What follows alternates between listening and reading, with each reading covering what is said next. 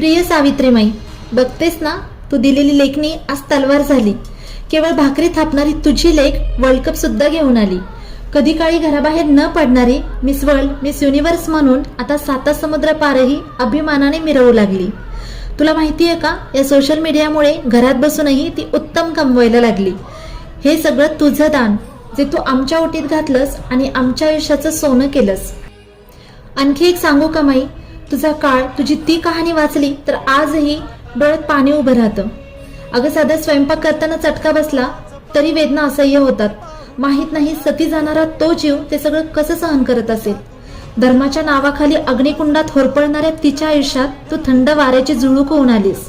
तिच्यासाठी स्वतःच रक्त सांडून, शेण माती झेलून क्रांतिज्योती झालीस. याची कायम जाणीव राहील. तुझ्या प्रत्येक लेकीच्या सहीवर तुझ्या त्यागाचा शिक्का राहील. आज तिला घेता येणाऱ्या मोकळ्या श्वासावर माई सावित्री तुझाच हक्क राहील आणि आमची प्रत्येक पिढीची लेख ही तुझी कायम ऋणी राहील.